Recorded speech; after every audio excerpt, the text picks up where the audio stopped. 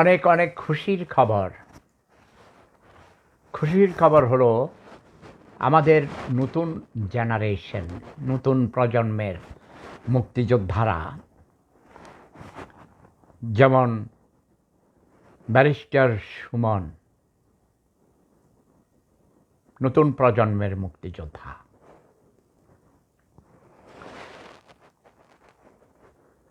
যিনি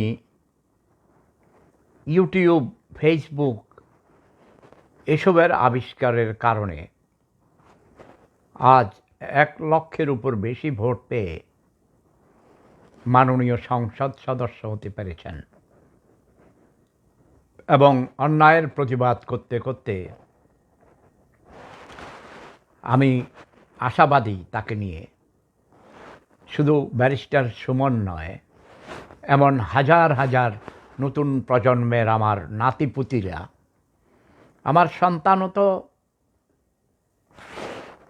50-র কাছাকাছি হয়ে গেছে, 45+। একমাত্র সন্তান আমার নাতি এখন ফুটবল খেলতে পারে এবং সে তার গার্লফ্রেন্ডকে নিয়ে ডেটিং করে।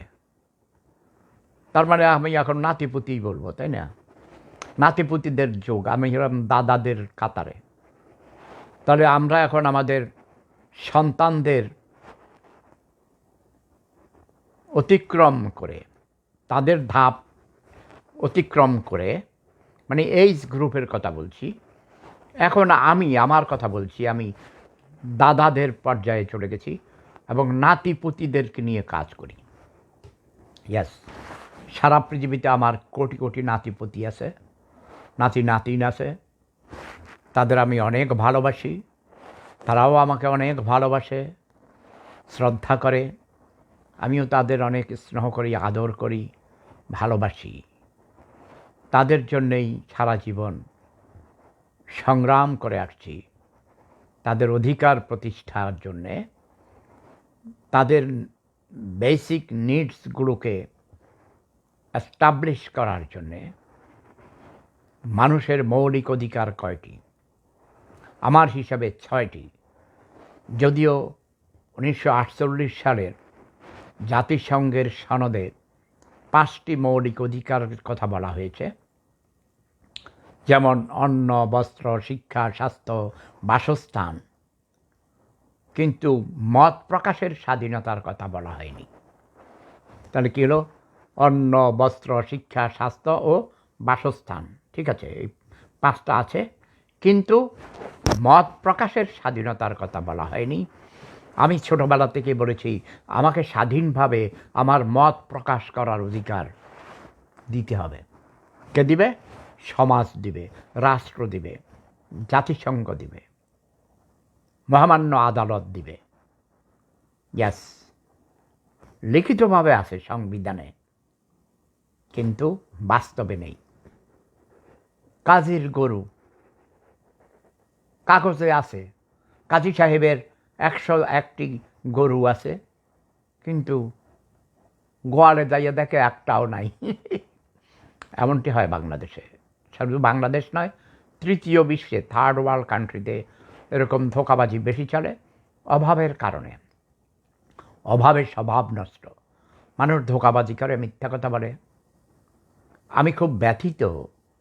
আমার একজন প্রিয় ব্যক্তিত্ব, যেটা নিয়ে আজকে গত 3 দিন আমি কয়েকবার লাইভে এসে বলেছি, আমাদের প্রাক্তন আইজিপি, স্মার্ট গাই, ডক্টর বেনজির আহমেদ সাহেব।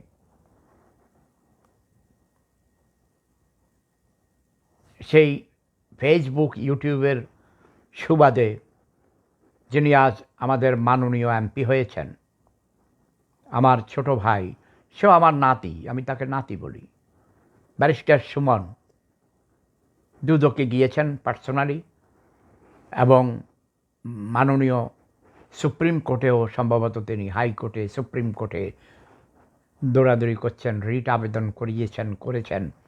মানে বেনজির আহমদের অন্যায় কাজের তিনি বিচার চাচ্ছেন। এটা আইনত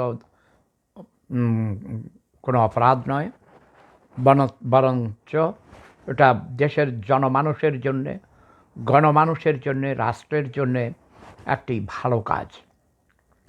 যদি ডক্টর বেনজির আহমেদ সাহেব সত্যিই কোটি কোটি টাকা আত্মসাৎ করে থাকেন, ক্ষমতার অপব্যবহার করে বিভিন্নভাবে সুযোগ সুবিধা নিয়ে থাকেন, সম্পদের পাহাড় গড়ে তুলেছেন, তাহলে তার দৃষ্টান্তমূলক শাস্তি হওয়া উচিত। এতে করে অনেক রাঘব বোয়াল, রুই, কাতলা, এই ধরনের আরও অনেক আছে, কি এসএ পরিবহন, আরও কি আই ডোন্ট নো, নাম ভুলে গেছি ভাই, আমি জানি না, এস আলম গ্রুপ, এসএ পরিবহন, তারপরে আরও অনেক দুর্নীতিবাজ যারা দুর্নীতি করছে, বসুন্ধরা গ্রুপ, এদের বিরুদ্ধে অনেক কাহিনী আছে। তারা নারী ধর্ষণ করে একজন মুক্তিযোদ্ধার সন্তান মুনিয়াকে হত্যা করেছে, হত্যা করে সেটাকে আত্মহত্যা বলে চালিয়ে দেওয়ার জন্যে তার গলায় ফাঁসির দড়ি ঝুলিয়ে তাকে ঝুলিয়ে রেখেছে।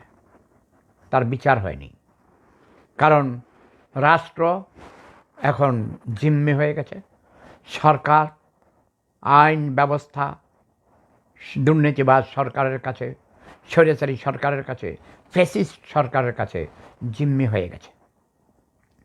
ফ্যাসিস্ট সরকার কিছুদিন জোর করে ক্ষমতায় থাকতে পারে, আজীবনের জন্য থাকতে পারেনি। তার প্রমাণ আমি যখন কলেজে পড়ি, স্কুলে পড়ি, আপনারা জানেন না, তখন হাই স্কুলে পড়তাম, ক্লাস 10-এ পড়ি, 69-এর গণ অভ্যুত্থানের সময় আইয়ুব খানের তক্তে তাউস হাওয়ায় উড়িয়ে দিয়েছি আমরা। জাতির জনক বঙ্গবন্ধু শেখ মুজিবুর রহমানকে জেলখানা থেকে বের করে এনেছি। আমরা স্লোগান দিয়েছিলাম, জেলের তালা ভাঙব, শেখ মুজিবকে আনব। এনেছি বের করে, এদেশ স্বাধীন করেছি যুদ্ধ করে। 30 লক্ষ মানুষের রক্তের বিনিময়ে অর্জিত এই স্বাধীনতা, 2 লক্ষ মা বোনের ইজ্জতের বিনিময়ে অর্জিত এই স্বাধীনতা। কাজেই এই স্বাধীনতা এমনি আসেনি। আজকেও আমি 2 ঘন্টা যাবৎ থেরাপি করে আসছি ভাই, মানে যাইতে যাইতে 1 ঘন্টা আর 1 ঘন্টা থেরাপি হয়েছে। বডি ম্যাসেজ, ভাঙা মেরুদণ্ডের ব্যথা 53 বছর যাবৎ, সপ্তাহে 3 দিন করে আমাকে থেরাপি নিতে হয়। বেঁচে আছি কোনো রকমে, বেশিক্ষণ দাঁড়িয়ে থাকতে পারি না, মেরুদণ্ড কাঁপে, বেশিরভাগ শুয়ে বসে কাটাইতে হয়। হাঁটতে আবার কিছুক্ষণ হাঁটার পর যখন ব্যথা হয় প্রচণ্ড, তখন আবার বসে পড়ি। এই অবস্থায় একজন অর্ধপঙ্গু মুক্তিযোদ্ধা হিসেবে বেঁচে আছি আজও। ৭৪ বছর বয়স, দাঁত নাই ভাই একটাও, দেখছেন? দাঁত না থাকলে কি হবে?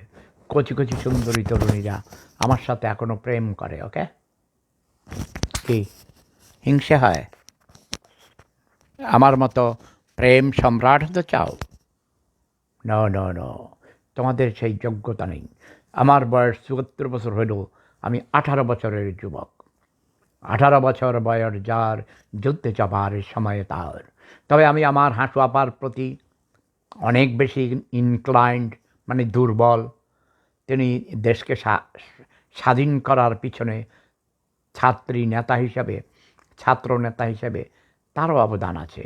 তিনিও ছাত্রলীগ করেছেন, ইডেন কলেজের ভিপি ছিলেন। তার বাবা যখন জেলে ছিলেন, তার বাবার অবর্তমানে ছাত্র আন্দোলনকে বেগবান করেছেন। আজ তিনি 5মবারের মতো আমাদের প্রধানমন্ত্রী হয়েছেন, দেশের অনেক উন্নতি সাধন করেছেন। কিন্তু এইসব বেনজির আহমেদের মতো আরও যারা এই মুখোশধারী ভদ্রবেশী, আমি অন্য কথা বলবো না, কারণ তার প্রতি আমি দুর্বল, কারণ সে অনেক স্মার্ট, অনেক সুন্দর চেহারা। তার প্রতি আমি এখনও সত্যিই আমি অনেক কৃতজ্ঞ। ইসলামিক টেরোরিজমকে, বাংলাদেশে 71 পরাজিত ঘাতক রাজাকার আলবদর আলশামসদেরকে, যারা ধর্মের দোহাই দিয়ে মানুষের অধিকার ভুলণ্ঠিত করতে চেয়েছিল, স্বাধীনতার চেতনাকে ভুলণ্ঠিত করতে চেয়েছিল, জাতির জনক বঙ্গবন্ধু শেখ মুজিবুর রহমানকে সপরিবারে নির্মমভাবে হত্যা করে যারা ক্ষমতায় এসে স্বাধীনতাকে ভুলণ্ঠিত করতে চেয়েছিল, তাদেরকে দমন করেছেন যারা। তাদের মধ্যে ডক্টর বেনজির, আমাদের প্রাক্তন আইজিপি সাহেব একজন অন্যতম।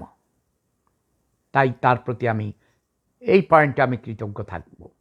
কিন্তু যদি সত্যি প্রমাণিত হয় যে তিনি অবৈধভাবে সম্পদের পাহাড় গড়ে তুলেছেন ক্ষমতার অপব্যবহার করে, তাহলে তার এই কর্মটাকে আমি তীব্র নিন্দা জ্ঞাপন করছি। এটা এখন আমরা অপেক্ষায় থাকব, যেহেতু মামলা কোর্টে চলে গেছে, আদালতে চলে গেছে।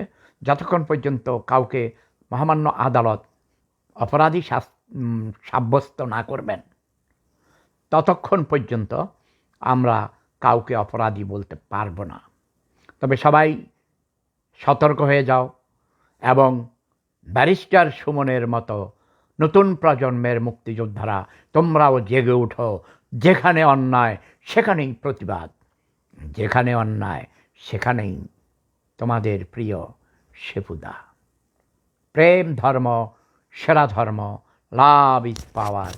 জয় বাংলা, জয় বঙ্গবন্ধু, জয় শেখ হাসিনা, জয় জনতা, জয় মানবতা। যেখানে অন্যায় সেখানে রুখে দাঁড়াও।